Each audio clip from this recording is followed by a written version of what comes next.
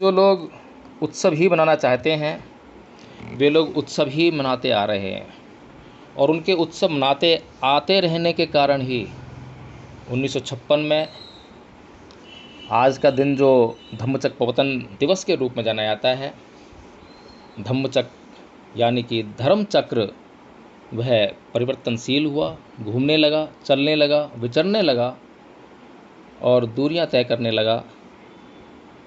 लेकिन जब भारत भूमि से यही जो पहिया है, जब इसकी गति थमने लगी थी, तो उसको पुनः जो गतिमान करने का निर्णय परम पूज्य बाबा साहब डॉक्टर भीमराव अम्बेडकर ने लिया था।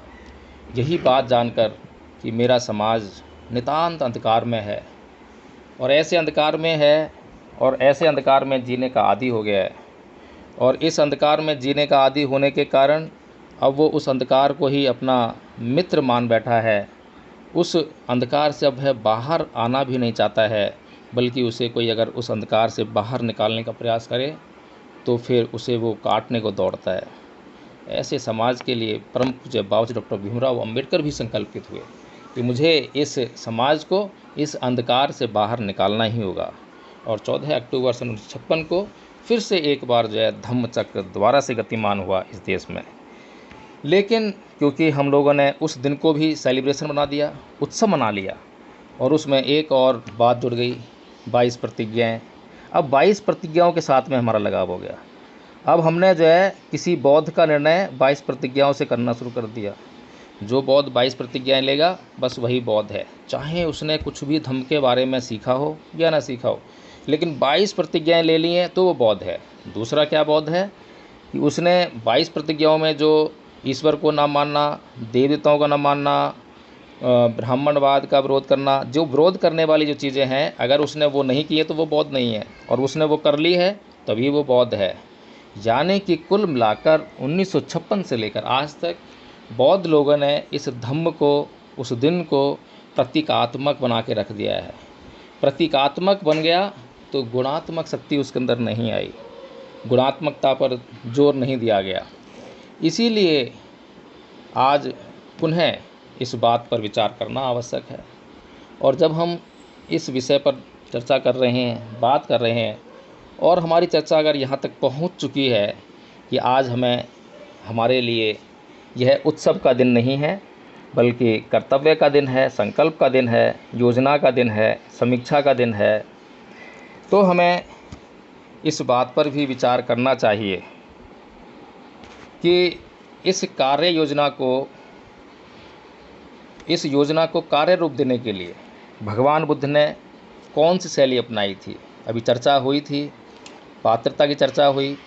पात्रता को जांचने के लिए भगवान बुद्ध ने सबसे पहले जहाँ पर ज्ञान प्राप्त किया, वहाँ पर ऐसा नहीं है कि लोग नहीं रहे होंगे, बहुत लोग होंगे, पशु पक्षी भी थे, बहुत सारे जीव जंतु रहे होंगे। लेकिन क्योंकि पशु पक्षी किसी भी ज्ञान को समझ नहीं सकते हैं, विवेकहीन होते हैं, इसलिए वो तो प्रथम दृष्टया ही इस विषय से अलग हो जाते हैं, उनकी श्रेणी अलग हो जाती है। केवल मनुष्य की श्रेणी ही इस कार्य के लिए बचती है, क्योंकि मनुष्य ही अपने विवेक का इस्तेमाल कर सकता है, और केवल मनुष्य ही वह प्राणी है जो अपने आप को इस संसार के भव चक्कर से, इस सुख दुख से, इस जन्म मरण के चक्र से छुटकारा दिला सकता है। तो इसीलिए भगवान बुद्ध जो है किसी मनुष्य की तलाश में थे, और मनुष्य भी ऐसा हो जिसे ज्ञान समझाया जाए तो ज्ञान को समझ ले। तो एकाएक ध्यान आया अलार कलाम की तरफ, बहुत प्रभावित थे उसकी योग्यता से, उसकी बुद्धिमत्ता से। इसीलिए जो है जब उनका ध्यान किया तो उन्हें ज्ञात हुआ कि अलार कलाम की मृत्यु तो 1 सप्ताह पहले ही हो चुकी है। उसकी मृत्यु की सूचना मिलने पर, खबर लगने पर उन्हें ध्यान आया राम उदकपुत का, लेकिन पता लगा कि वो भी पिछली रात जो है उसका भी देहांत हो गया है। फिर ध्यान आया कि पंचवज्ञ भिक्खु, जो कि 5 परिव्राजक थे उस समय, और जिन्होंने मेरी सेवा की थी जब मैं सिद्धार्थ था, और वो मुझे इसलिए छोड़कर चले गए थे क्योंकि मैंने काय क्लेश का मार्ग छोड़ दिया था, अन्न ग्रहण कर लिया था, मध्यम मार्ग को समझ लिया था, और मैं मध्यम मार्ग का अनुसरण करते हुए जो है ज्ञान की प्राप्ति की खोज में लग गया था। तो उनके बारे में वो जानते थे कि वो बुद्धिमान हैं, और ज़रा सा संकेत मात्र देने से ही वे समझ जाएंगे। इसीलिए उनको ज्ञात देने के लिए वे बोध गया से और सारनाथ की दूरी तय करने लगे, सारनाथ की ओर बढ़े। जो जो लोग उन्हें ज्ञात थे उन्हीं में से उनको चुना। अभी जो लोग ज्ञात नहीं हैं उनके बारे में विचार भी नहीं किया, लेकिन मना भी नहीं किया है।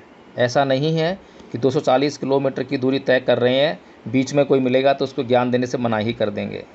उदाहरण बहुत जल्दी सामने आता है। जब उपक जीवक से उनकी भेंट होती है, उपक जीवक एक नगन साधु है, नंगा रहता है, और जब भेंट होती है तो वो उनके व्यक्तित्व को देखकर एकाएक प्रभावित हो जाता है। सोचता है कि ये कोई साधारण व्यक्ति नहीं है, और उनसे पूछता भी है कि भाई आपका चित्त इतना निर्मल है, आपके चेहरे पर इतनी कांति है, तो आप कौन हैं? तो भगवान परिचय देते हैं कि मैं अपने चित्तमलों को, आश्रमों को नष्ट कर चुका हूँ, मेरा चित्त बिल्कुल परिशुद्ध हो चुका है।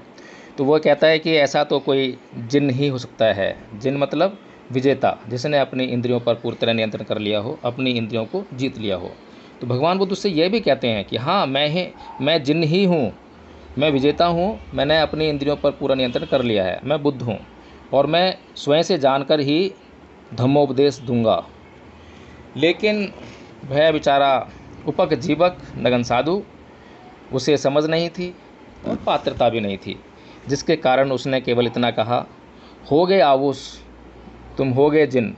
इतना सिर हिलाते हुए और इतना कहकर जो है वह वहाँ से अपने रास्ते चला गया। भगवान बुद्ध ने इतना कहने के बाद, इतनी बातचीत होने के बाद भी ऐसा नहीं है कि उसको पीछे से रोका हो कि हे उपक जीवक रुको, अभी तुमने मेरी बात सुनी नहीं है, मेरी बात पूरी तरह सुनो, मैंने ये प्राप्त कर लिया है, मेरा ये ज्ञान है, मेरा ये उपदेश है। ऐसा नहीं किया, बिल्कुल नहीं किया, क्योंकि भगवान बुद्ध जो उसने पूछा उसका जवाब देने के लिए तो बाध्य हैं कि कोई बात करे तो उससे बात क्यों ना करेंगे, प्रश्न पूछे तो जवाब क्यों ना देंगे, लेकिन ज़बरदस्ती बिल्कुल नहीं करेंगे।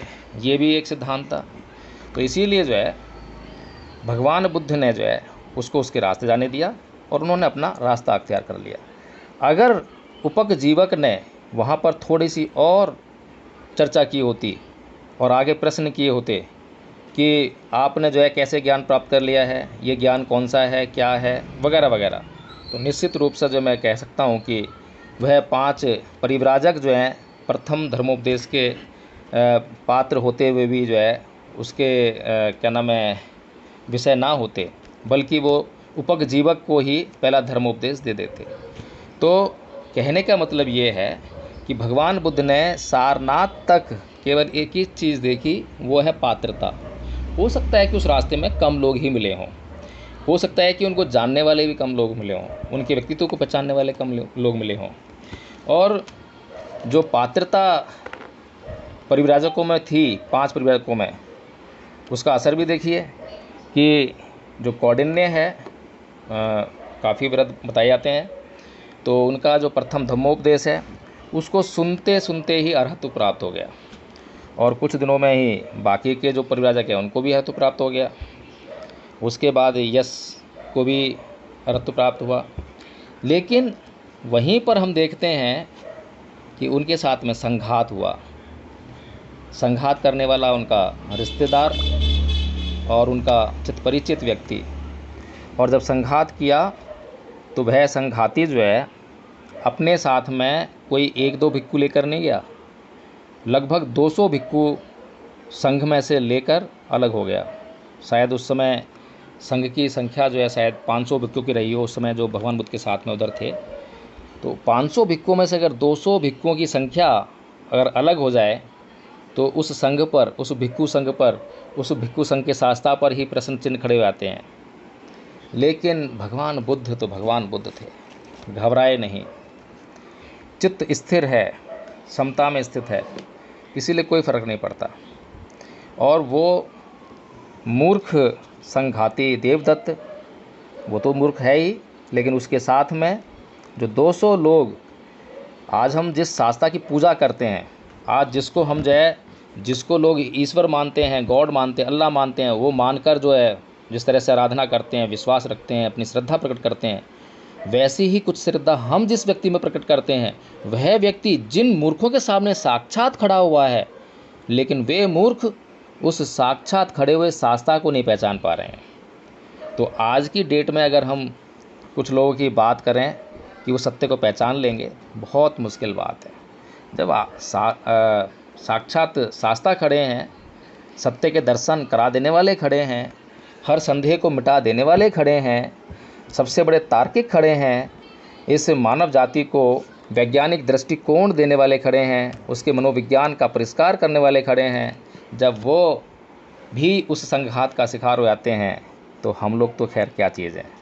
तो प्रिय धम्मबंधुओं, प्रिय संघ, आज के दिवस पर मेरा केवल एक ही आपसे अनुरोध है कि आज के दिन के निश्चित महत्व को समझें।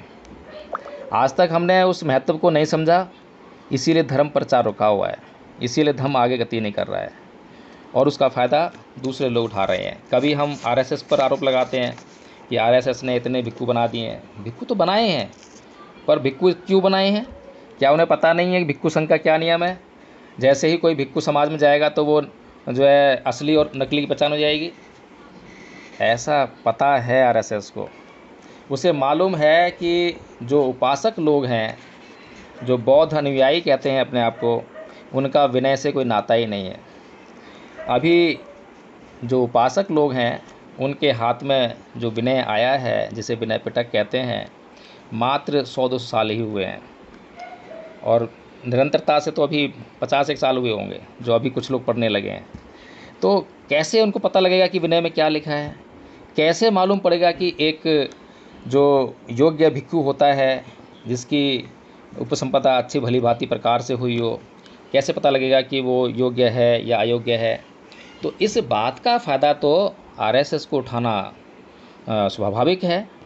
और जब वो अपने भिक्खु भेजेगी, उसके भिक्खु भी जो है कोई ऐसे कम अक्ल वाले थोड़ा ना होंगे, वो भी पढ़े लिखे होंगे, समझदार होंगे, लेकिन उनका उद्देश्य अलग होगा। उनका उद्देश्य होगा कि इस समाज की गतिविधियों पर नज़र रखना, क्योंकि आरएसएस का उद्देश्य क्या है? धर्म प्रचार उसका उद्देश्य नहीं है।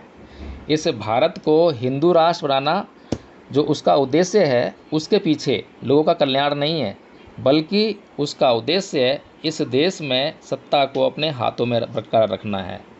तो इसीलिए वो उस प्रयोजन से इस समाज के भीतर निरंतर फूट कैसे पड़ी रहे, समाज कैसे टूटा रहे, इसी का वो जो है अपना योजना बनाते हैं। और उनकी योजना को वे लोग कामयाब नहीं करते हैं, उनकी योजना को हम लोग कामयाब करते हैं।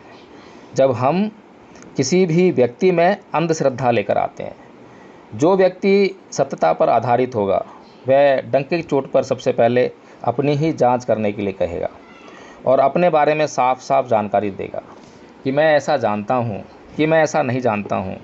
आप जो आपको जानकारी लेनी है वो जानकारी लें, जांच करें। लेकिन जो लोग प्रश्न करने से घबराएं, प्रश्न करने से आपको वंचित करें, आपको केवल श्रद्धा को करना सिखाएं, आस्था रखना सिखाएं, विश्वास रखना सिखाएं, तो वो जो है आपको अंधश्रद्धा की ओर ढकेल रहे हैं। हमने धम्मपद संघ में बार बार प्रत्येक व्यक्ति को, चाहे वो साधारण सदस्य क्यों ना हो, चाहे वो आज ही क्यों ना आया हो, प्रश्न करने की पूरी छूट दी है। चाहे उसके प्रश्न में कोई गंभीरता ही क्यों ना हो, चाहे उसका प्रश्न विषय से अलग हटके ही क्यों ना हो, लेकिन हमने जो है प्रश्न करना बंद नहीं किया है, क्योंकि बड़ी मुश्किल से ये प्रश्न करना शुरू हुआ है। अगर कोई बड़ी मुश्किल से प्रश्न करना सीखा है तो उसको प्रश्न करने के लिए, और अच्छे प्रश्न करने के लिए प्रेरित किया जाए, और अच्छे प्रश्न करने के लिए उसको जो योग्य बनाया जाए, काम करने के लिए योग्य बनाया जाए। आज हमें धर्म प्रचार करना है तो हमें और भी योग्य व्यक्तियों की ज़रूरत है। आज किसी एक व्यक्ति के योग्य होने से, 2-4 व्यक्तियों के योग्य होने से धर्म प्रचार होने वाला नहीं है। आज जो कारवां रुका हुआ है, धर्म प्रचार का काम रुका हुआ है, उसके लिए हमें बहुत सारे लोग चाहिए। इसीलिए संघ से आज के दिन मैं यही कहूँगा कि आज का दिन जो हमने सेलिब्रेट किया है, तो इस दिन जो है हम लोग संकल्पित हों इस बात के लिए कि हम किसी भी ऐसी घटना से, दुर्घटना से, कोई भी लोग हमारे बीच में आकर उल-जुलूल बातें करें, हम अपने ऊपर विश्वास रखेंगे, हम संघ के ऊपर विश्वास रखेंगे, और हम संघ हैं और संघ हमसे मिलकर बना है। जब तक संघ न्यायिक है तब तक हमारे पास कोई भी कारण नहीं है कि संदेह उत्पन्न किया जाए।